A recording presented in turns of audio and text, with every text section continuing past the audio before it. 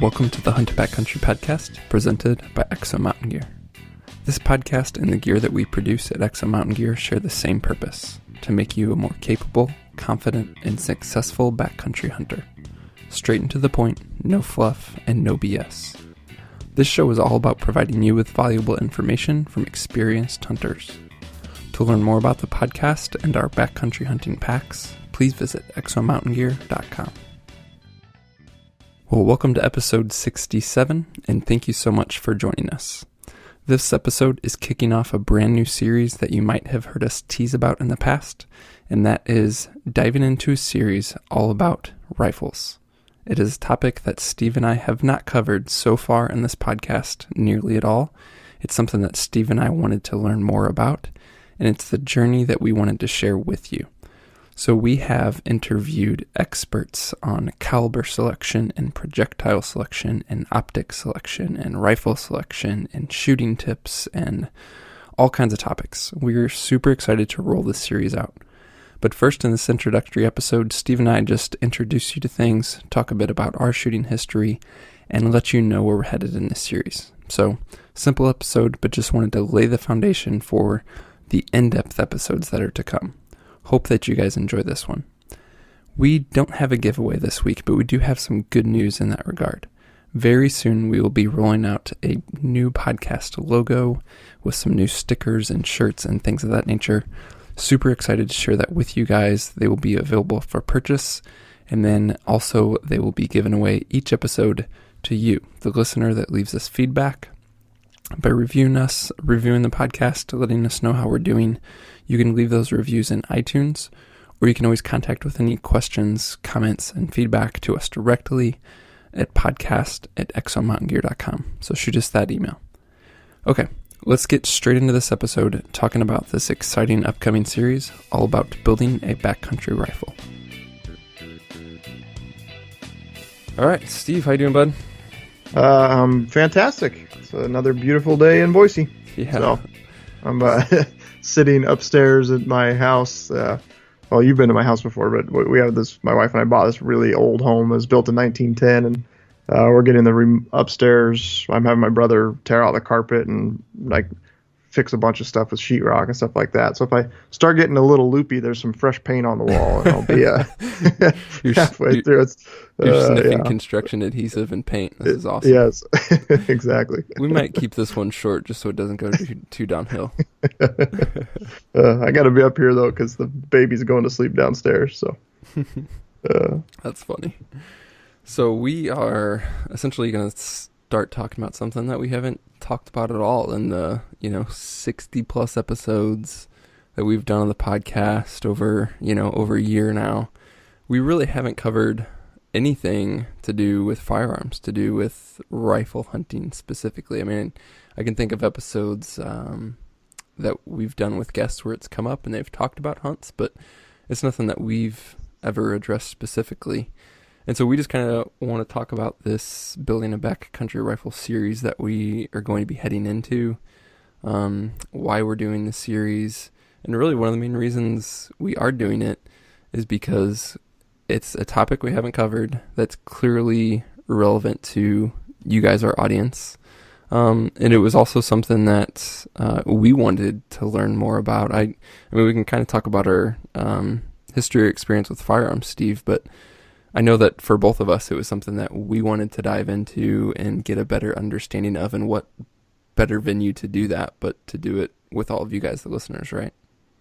Yeah, absolutely. I mean, it was just been a cool topic to cover and go into depth on, and frankly, as the premise of the entire podcast was, learning ourselves. I'm a complete newbie when it comes to rifles. Prior to doing this, didn't even own one. I have a shotgun, a pistol, and a bow, and that's basically my armament downstairs. So your arsenal. Yeah, my arsenal.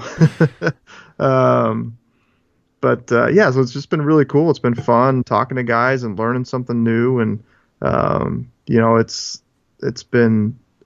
I thought that you could geek out on bows, but holy cow, can you geek out on rifles? I'm saying, yeah, there are infinite combinations and variables, and part of the frustration, which I can understand is when guys ask about, this arrow or that arrow. And, we've had some guests so far that we've recorded with that, at the end of the day, it all comes back to the shooter, and certain things help in certain ways. So it's been kind of interesting just to hear different viewpoints. And then many times it's tied right back into things and philosophies that we apply to bow hunting. Yeah, for sure. Yeah, I mean, I have probably, I guess, a bit more experience with firearms in general. Although I would say in terms of like big game hunting, it's primarily for me been with a bow. I mean, I kind of grew up hunting whitetails in the Midwest with a rifle, but that was, just super straightforward stuff. Outside of that, I've done a fair amount of shooting, both pistol and rifle. Before I had kids, actually was like super into shooting a ton. So I did some pistol competitions, fully set up to reload. And so I kind of understand some of the more technical stuff, but really when it comes to big game and getting really specific for rifles and calibers and bullet selection and all the above, man, there's so much that I wanted to learn, and this series has certainly helped us do that. So beyond wanting to learn and wanting to provide you guys with, information, I mean, I'd really just view a rifle as another tool for hunting. It opens up more opportunity. It could potentially open up, more hunts for more species and more seasons and more tags to become available. And so for me, it's like, man, I absolutely love bow hunting. I'm not like anti-rifle. I'm not, any of that. To me, it's just another tool to get out there, enjoy the backcountry, and pursue some game. So for me, it's exciting because it's a whole new journey and just opens up more opportunity.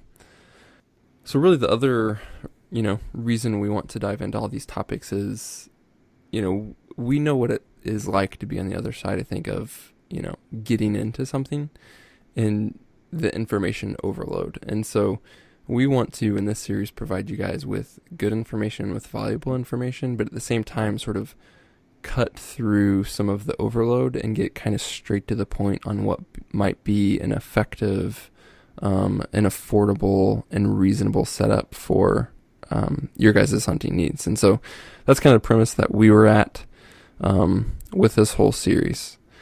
Now for us, and you can kind of speak to this from your perspective, Steve, but what would you say is the goal or the application for the rifle that you were looking to put together? Practically I envision, maybe some bear hunting, definitely wolf hunting, maybe a mule deer or antelope hunt someday down the road. So that's kind of what I wanted to build the rifle for. And, wolf hunting, I'm not necessarily like thinking I want to be able to shoot 1,000 yards, but when it comes to wolves, you're going to want to reach out there and poke something pretty far at some point. So I was kind of aiming to build a rifle going in that direction. So I wasn't worried about a really big caliber, but something, flat shooting and fast. Yeah, for sure. And that brings up the point, and this is something where we will probably, spark some interest in the firearms guys, because so many of the guys who are super into rifles will have sort of a rifle for everything. Like, they'll hear that and go, gosh, an antelope rifle that's also a bear rifle? That's two different things, right? But we were, for both of us and our needs and what we were looking to do, we were trying to do something that was as much of a do-it-all as possible. Right. And that, there's obviously the case for specialty, but, you can think of it like vehicles, for example. A freaking Toyota Camry can do basic things incredibly well, incredibly reliably. It's not a Ferrari, and it's not a freaking Super Duty pickup. Like, those are both very specialized. And so for us, it was, can we find something that's a good do-it-all rifle, a good do-it-all caliber, while at the same time getting us some, particular performance benefits? Obviously, as you've probably heard us talk about in the podcast, weight factors into everything we do. Our goal wasn't to build the lightest, sheep rifle in the world that's like sub 5 pounds, but weight was certainly a consideration what we were going for. So that's kind of some of the balance that we were striking. Can we get something that's do it all, but at the same time, get some specialized performance and attributes out of what we're going after. For a lot of you guys, I would have to think out there that makes sense. And then another consideration for you guys listening to this, if you're looking to do a build in the future, is always going to be budget. So like anything else, rifles can get crazy. You can pick up something for $500, or you can pick up something for $5,000, and it's kind of all over the map. So, clearly that's something that you're always going to run into. But keep in mind, as we talk about this series, it's not just about the rifle itself, but it's about all aspects of that. You have the rifle, you have optics, you have caliber selection, you have particular projectile and bullet selection with the ammunition that you either are buying from the factory or loading yourself. And then really there's shooting tips, and we're going to cover that in this episode as well. But just to give a rundown of kind of a teaser of what we put together, we worked with Weatherby and their Vanguard S2, and specifically the Backcountry model. So it is the Vanguard S2, and then the Backcountry has some additional features that really speak to what we want in a rifle. Keeps the weight down at like the 6.5 pound range.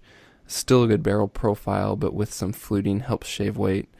The stock is incredibly rigid but lightweight. Absolutely has a phenomenal feel to it. So we'll talk more about the Vanguard S2 Backcountry in the future, but that's kind of the platform that we are working with. Another thing that you'll hear more about was optics selection. We have an entire episode with the crew from Vortex Optics about that.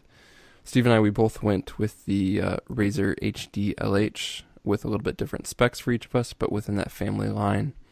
And then also their G4 BDC reticle. So, even there, when it comes to optics, so many options on the market. Then you can pick a model, and then you have to deal with like size, you have to deal with the reticle you want. As you were kind of studying all that, Steve, I know it was kind of overwhelming, but what were some of the things kind of going through your mind and that you were considering as you were even just looking at optics? Yeah, specifically optics was what magnification range do I want? What hunting situations am I going to be in? Is it going to be timber? Am I going to want, a low power? I'm going to want, a 20X on the upper end to reach out there. So it took, it was kind of fun just to go back or just go out and research a bunch and see what the optimum is. In the end, I went with their 3 to 15, which to me provided that perfect combination of, maybe I could be still hunting through some thick timber and, have it down at 3, and at the same time crank it up to 15 for a wolf shot at, 600-700 yards, whatever it is. So, that was really cool. And yeah, it was all, it's just like everything. It's balancing, coming from a backcountry perspective where weight is always critical. It's, how much performance can I get out of this? What's the weight? What's the benefit of less weight? What's the benefit of added weight? A heavier rifle should be more accurate, but you're going to want to pack that. There's just so many decisions you got to sit there and weigh back and forth. And it's it can be a daunting task to do. Yeah, for sure. In the end, the balance, that word you said, is so key, because like anything else, you can go as light as possible, but in almost every situation, you would be being lied to if you said that there was no downside to going lighter. There's always a point of diminishing returns, right? And the optics are a great example. The Razor HD line is very streamlined and light, but is not sacrificing on quality and optical clarity. There's lighter options out there, but really for what you're looking at, there's so many more heavier options out there. So again, I feel like that was a good balance point. And I've loved being behind that glass so far. So I've been super impressed with my scope. I got out and shot just this last weekend and was really, really impressed and happy with it. Yeah, that's awesome. Yeah. So in terms of, that's kind of, why we're putting this together, just some of the equipment we chose. We can talk more about that in future episodes for sure. But to give you guys an idea for future episodes, we'll just kind of run down the list of some of them, because as we record this introduction to the series, we have recorded pretty much every episode that we're going to release in this series. So we're looking at this sort of with hindsight being 2020. So one of the first things first, obviously, before you even choose which rifle you're going to go with, really choose optics, really choose any equipment, would be to determine what caliber you're going to hunt with. And that goes into, as we discussed, a multiple variety of factors from, the terrain that you're in, to the game that you're after, to the shot distance that you're anticipating. But we recorded an awesome episode on caliber selection with Joseph von Benedict, who is essentially just a gun nut. Like, he's a gun writer, editor for some of the magazines, former hunting guide, just incredibly experienced, and just lives, eats, and breathes firearms and specifically big game hunting. So it was awesome to talk with him. So caliber selection is obviously can be incredibly personal as well. And that's, I think, for me, is caliber selection being a starting point, one of the most overwhelming decisions to make. Even more so than the rifle, even more so than the optics, is what the heck caliber do I go with? There are so many options on the market. So just what are some of the base factors that you considered, Steve, and what led you to your decision? So I ended up going with a 270, and it's just a lot of factors. One, it's fast and flat shooting. Two, low kick to it. I didn't want to, for some reason, I know I talked to a lot of rifle guys, and putting a muzzle brake on something is not a big deal. You just have to carry earbuds with you. I got really hung up on that fact of, putting a muzzle brake on a 300 Win Mag or 7mm or whatever it would be, and just shoot, going through the trees, and, you got a quick shot you got to make at an animal. And to me, it's kind of like the whole multi-pin, single pin decision. I shoot a multi-pin. I know it's not as accurate as a single pin would be down at the range, but I think it's going to cost me an animal someday. And I think that, second or two it's going to take to put your earplugs in could cost you an animal at some point. So it's given up, a even faster, flatter, pushing a heavier bullet down range caliber to the 270, where it's less kick and I could possibly get a shot off quicker. So, that episode we did, I mean, he really talked about Yacht 6, 7mm, and 300 Win Mag is just, they're classic cartridges. All of them have their pros and cons. This guy's a gun nut, and it's really hard to weed out the perfect one out of that. I did think it was really interesting, skipping forward, was at the end, he really wanted to talk about that 6.5 Creedmoor. And that seems to be a caliber that's, in his opinion, going to change, the next 100 years of rifles. And it's definitely interesting. I still don't have a full grasp on what makes a certain bullet a little bit better than another. It just kind of blows my mind that, fractions and fractions of an inch and a little bit different, length to it is going to end up in a bullet that shoots dramatically more accurate than the one that's hardly noticeable to the eye different, but apparently it does. And it was just a cool, I think it's just like 100 or 125 grain broadhead. There's not a perfect answer, but it's just for you got to find the situation that and the ammo that's going to work best for you. And like I said, for me, it was ammunition that was readily available, fast and flat shooting, and low kick to it. Yeah, for sure. Yeah, I ended up going with the Ot 6 for a lot of the same reasons, especially in terms of ammunition availability and affordability. I mean, I want to be able to shoot. I want to be able to find ammunition. I want to be able to put rounds down range. Obviously, none of the quality ammunition is cheap, but there's still a significant price difference between doing, one of the big magnums versus something like the Ot 6 or the 270. And it's funny, Steve, we didn't talk about this, but I felt the exact same way about the muzzle brake issue. I know so many guys who are shooting them. I know that they have their advantages, not only in recoil reduction, but some potential downrange accuracy in certain setups as well. But for me, it was like just that chance of forgetting hearing protection, or of just flat out worrying about hearing protection in the field. And obviously, ideally, you're going to be wearing hearing protection even with your 270, ideally. But there's a big difference between being exposed to the 270 blast with no muzzle brake, without hearing protection and being exposed to, a big magnum with a massive break and not having ear protection. I mean, there's a significant difference there in terms of potential permanent damage. It was just something, I didn't want to fool with. I had it we did a wolf. And last year, I didn't own a rifle, so I had to go borrow one. And I borrowed my buddy's 300 short mag with a muzzle brake. And he just he was handing me the gun and was giving me the earplugs. And it was just just as dead serious as, do not shoot this gun without these earplugs in. I was just like, holy shit, man. All right. Okay.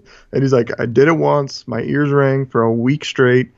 Do not do it. He's like, it is not worth it. Even if you don't get a shot at a freaking wolf because of it, don't do it. So that was just ingrained in my head of okay, all right, well, I don't want a muzzle brake apparently. I did shoot one with it, or I shot his gun just at a rock. We didn't see any wolves on that trip, but I was amazed at how little kick it had. It was really impressive, but yeah, I don't see that being worth it in a purely hunting situation. And maybe these long range guys, in theory, you're gonna 500 to 1,000 yards, whatever the heck it's gonna be. Yeah, you have all the time to set up. Yeah, you got all the time in the world, and you're gonna range it, and that's not a big deal. But I think for the average guy in the average hunting situation, it could be an issue. Yeah, for sure. So beyond caliber selection, we in a separate episode spoke with Mason Pear from Nosler and talked just about projectiles. So not 30-06 versus 270 versus 300 Win Mag, but getting really specific on bullets themselves and talking about the different, pros and cons of bullet design, bullet construction, going with, penetration versus expansion, talking about how different bullets react to different size game and how they react to different speeds. And man, there is so much there. It's almost difficult to recap that episode in a short snippet, but it's certainly something that you guys will want to check out for sure. Whether, because what we talked about within the Nosler lineup, we specifically talked about their bullets, but even in the show, and even Mason said, we're not talking about just Nosler. We're talking about whether you're shooting Hornady or what have you, different characteristics of bullets in terms of construction and performance, regardless of what brand projectile you will be shooting. So that is an incredibly helpful episode in beginning to dissect. Well, even take Steve your 270, for example. What do you want to choose if you're hunting a wolf versus a bear versus an elk? Because you very well might be wanting to use that same caliber, but choose a different bullet, whether that be a different weight or a different type of constructed bullet for ideal performance, essentially. So we get pretty deep on that one, and it was incredibly helpful, I think. Yeah, I remember. I'm actually excited for that episode to come back out and re-listen to it, because it is certainly something you can digest again. Yeah. Yeah, I want to do some, now that we've recorded it, I want to go do some research and then watch it again and really break down what he was talking about. Because there's just, again, an overwhelming amount of information and different choices for different situations, and it was really hard just to get somebody to drill down this is a great all around everything, because all these guys that we had on are gun nuts, and they've got 5-10 guns or more than that sitting in their closet, and a different gun for a different situation. So anyways, I want to go back and listen to that one and get more educated. Edumacated, yeah. So we also discussed, we kind of already discussed previously, we both chose the Vortex Razor HD LH, which I believe is for lightweight or light hunter. But we have a whole episode, not just about that scope specifically, but speaking with Mark Boardman from Vortex Optics, just really even going high level on what should someone consider for a big game optic. We're building a backcountry rifle to go after big game. What are some of the big considerations? How do we get started? We talked about those magnification ranges. We talked about different reticle choices. We talked about, something more streamlined versus something more feature rich. We really go into all that. I found it incredibly helpful. One of the driving factors was that reticle choice for me, and specifically within the Razor LH line. You essentially had a BDC reticle option, which is a bullet drop compensator, which is essentially there's preset markings within the reticle that essentially say, you're sighted in at 100. Well, here's a mark where you should be at 300. Here's one where you should be at 400. Those reticles take a lot of flack, but I think they take flack unnecessarily from people assuming that those numbers are going to be perfect with your rifle and with your load. And clearly, if you begin to understand different cartridges, different rifles, different barrel lengths, different, ammunition that you're shooting at different velocities, they're clearly not going to be exactly accurate. But I think if you can take that BDC reticle and then figure out how your rifle responds, so maybe the 300 mark isn't 300, maybe it's 287. But those BDCs will still get you in the ballpark, and I think you can take them to the field and do verification on, okay, this isn't 3 for me, it's 287. This isn't 4, it is 379, and get those exact numbers. They can be quick and responsive. And for me, choosing the BDC over the MOA reticle was just a matter of the simplicity of the sight picture. And so kind of going back to your point, Steve, about single pin or multi-pin on a sight, I love multi-pin and I want those quick shots, but I also can't stand something like a 7-pin. So for me, I'm often shooting a 3-pin.